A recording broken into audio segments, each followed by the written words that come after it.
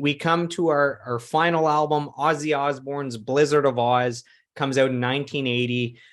This is the only album on the list that I had not heard. So I knew the singles, Crazy Train and Yep. Mr. Crowley, Mr. Brownstone, that's Guns N' Roses, I think. Um, Mr. Crowley. So I knew the two singles, but I had not heard the rest of the album. So I want to thank you. This is the whole point of the series is getting yeah. introduced to great albums. I love this album, and my favorite song was actually "Goodbye to Romance," which isn't Yeah. one of the singles. So Great. what can you tell us about Blizzard of Ozz?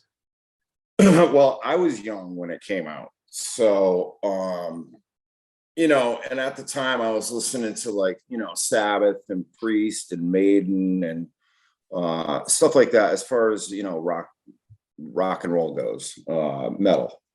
Um, but when I heard this, I was blown away at a number of things. Number one, how catchy these rock and roll songs were, and the guitar playing, and actually, all the playing, but Randy Rhoads being the guitar player on this. I mean, we sat here, we talked about Van Halen and Dimebag and all that, but I mean, there was also Randy Rhoads, and he wasn't around long enough to really make a huge mark on a lot of people, but the short period of time that he was around, he did make that mark on people, especially guitar players.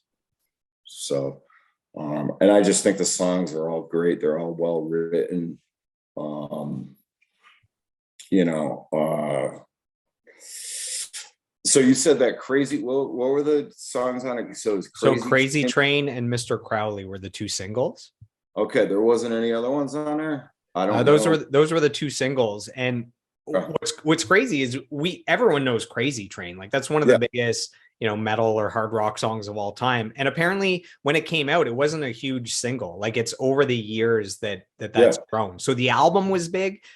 This is such an important album because the year before Black Sabbath kicks Ozzy to the curb, they kick him out of the band, and he thinks his career is over.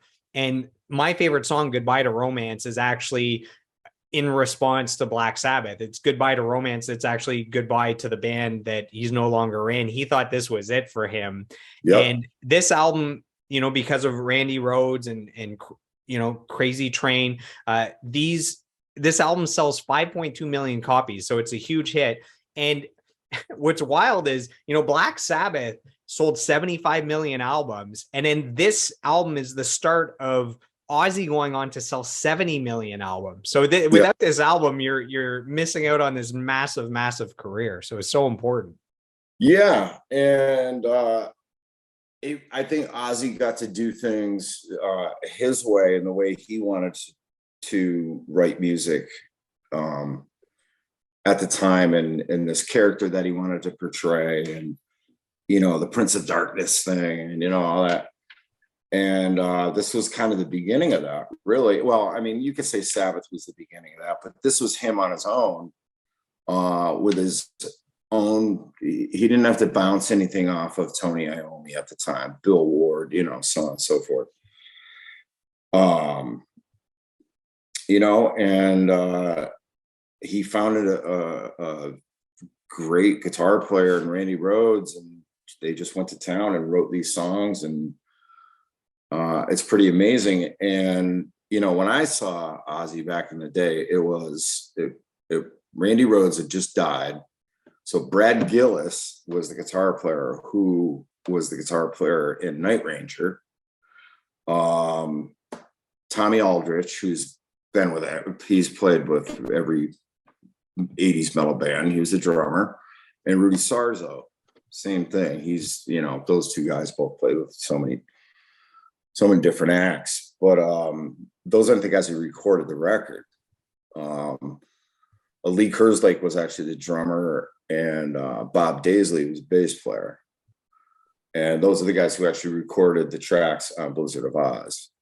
What Sharon has done with that since, I don't know. But I mean, they're still the same parts. So, Yeah, just another one of those classic records that really changed my view on so many things. Yeah, you're talking about Randy Rhoads, and it's what's crazy is when he died, he was only 25. So the recording of these two albums, he's like early 20s. And I have a couple of things. So I didn't know this, but Randy Rhoads at 16 started the metal band Quiet Riot. Did you know that? I Yes. didn't know that. So Quiet Yeah. Riot goes on to be this massive metal band, and Yep. he started that at 16, and he was Yeah. on the first few albums, and they only had Japanese releases. And I guess he was fed up that they weren't having any success outside of Japan. So he hears about this audition for Ozzy Osbourne, and he goes, and Quiet Riot blew up after he wasn't in the band anymore. But apparently the audition for Ozzy Osbourne, Randy Rhoads just shows up with his guitar and his amp, and he's just playing. He's not even in the audition. And Ozzy walks by, and I have a quote.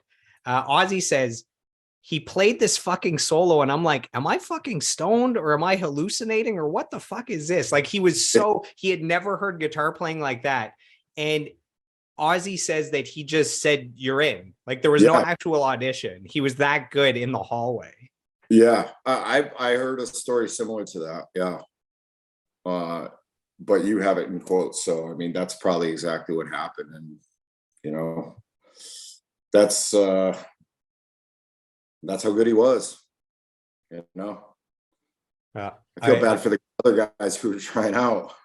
Yeah, they didn't even get to try out because he already heard what he wanted to hear. I guess the last thing I would say before we wrap up is that, I mean, you never know what is true or not true, but the lore is that the band itself that recorded with Randy Rhoads and the other guys, apparently they were supposed to be a band called the Blizzard of Ozz, and they were recording thinking they were a band.